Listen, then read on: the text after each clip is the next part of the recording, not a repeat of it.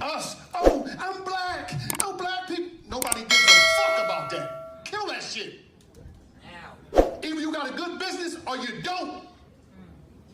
All that shit, don't nobody want to hear that shit. That's a hustle. Support me because I got a black business. Is your restaurant clean? Is the food good? Do you got consistent cooks? Is the material of your shit good? Stop doing that. Oh, you support the white people? No, I support consistency, baby. Yeah. Don't fuck about what color you is. I'm gonna spend my money. That paper, I'm gonna spend them millions where the fuck I want to spend it at. Whether it's Porsche, Ferrari, Lamborghini, I'm gonna do what the fuck I want to do while I'm here. But I'm gonna tell you one thing, I ain't gonna be finessed off some black shit. But one I 100% agree with him. And if you've been watching my content, I've talked about this before. Actually, I just had this conversation about a month ago with a young lady in my Discord who's starting a moving company, and she was putting herself in these different categories. And I was looking at it. She was saying, I'm LGBTQ friendly, I'm woman owned, I'm black owned. And I told her, like, remove all that shit. I said, remove all that shit, because what you're doing is you're categorizing yourself. And what that does is it marginalizes you, and it causes more harm than good. It causes more harm than good. You're a business owner. You want all the money. You don't want just the money from people in these specific categories, because once you put these labels on you, there's people that are shopping, that's seeing these labels, that's going to shop right past you. What they don't know won't hurt them. You're LGBTQ friendly, but guess what? We know that there's people out there that won't shop with you because they see that label. I'm black owned. It's people that will bypass you because, like I was explaining to her, and owning a movie company coming from that industry, they ain't grow up around black people. So they might feel a little peculiar about having black people inside their home.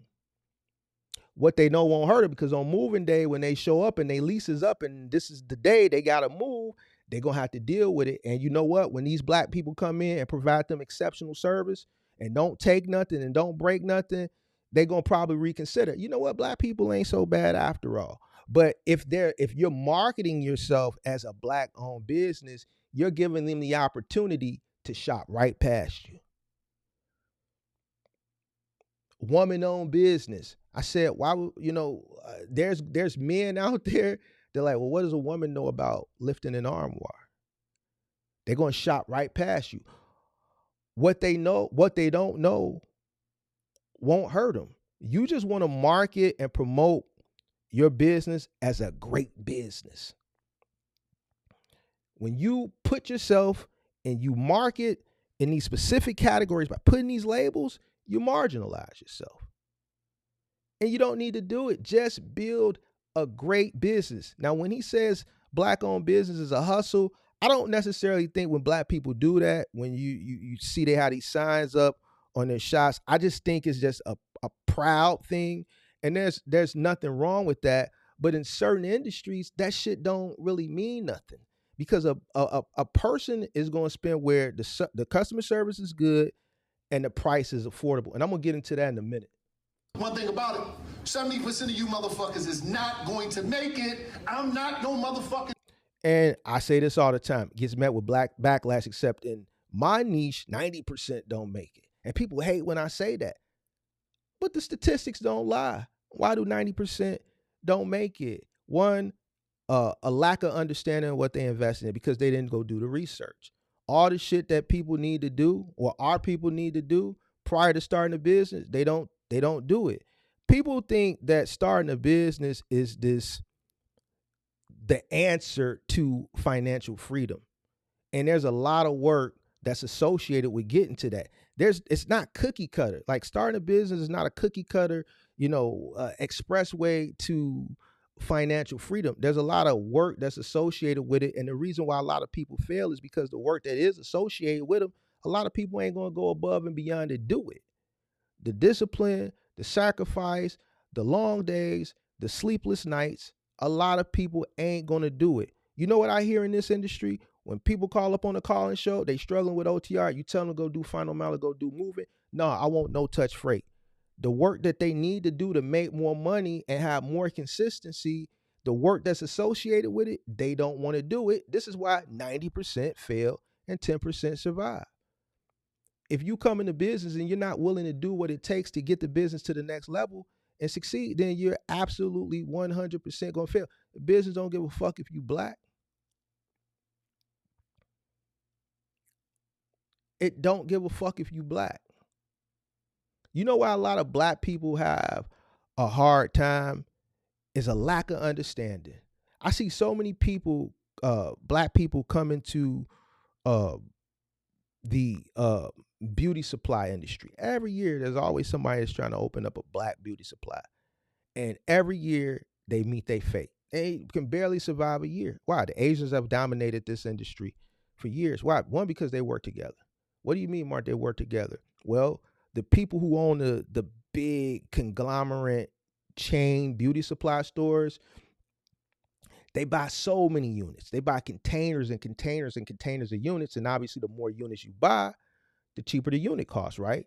So what they don't put in their stores, the excess, they redistribute amongst their own people who have, solo independent stores. And because they bought so many units, they're able to wholesale to them at a lower unit cost than if they went straight to the manufacturer and bought the items themselves just to stock their one store. So now you see these Asian stores where they're selling the products that are in the black beauty supply at a fraction of the cost because the black beauty supply owner isn't in that network, can't get in that network. So they're buying straight from the manufacturer at a higher unit cost because they're only buying enough units to stock their store. So they can't compete. They start these black beauty supplies every year in the black community with this whole black owned shit, thinking that black people are going to support them because they're black owned. Black people don't understand what I just explained as far as unit costs in this network that the Asians have, which allows them to keep their unit costs low, which enables them to be able to provide or pass those savings along to consumer. A black consumer don't understand that. The only thing they understand is the weave is cheaper over here than it is over there. So even though you a black owned business, I'm gonna go shop with the Asians because, man, it's 75% cheaper over there. And that money that I'm saving, I can go spend that somewhere else on something else. Motherfucker don't give a fuck if you black owned or not. And this is all he's saying. We got to do better. We got to be smart. Me personally, if I'm going to invest into something I'm relying like a brick and mortar where I'm relying solely on a consumer, I'd rather invest into something that's brick and mortar that is for us, by us. I open up a goddamn soul food restaurant because they ain't infiltrated that. They don't know how to cook greens and hot water cornbread and shit like that. I'd rather invest into something like that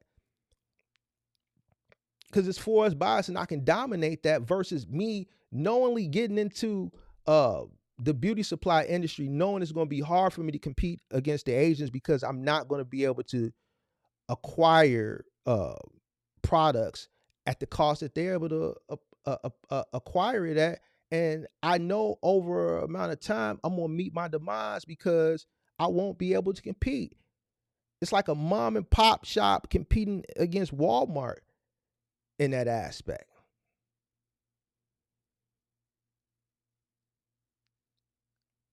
You got to understand what you invest in. I think a lot of black people, we just jump into businesses with just a lack of knowledge, and this is why we fail.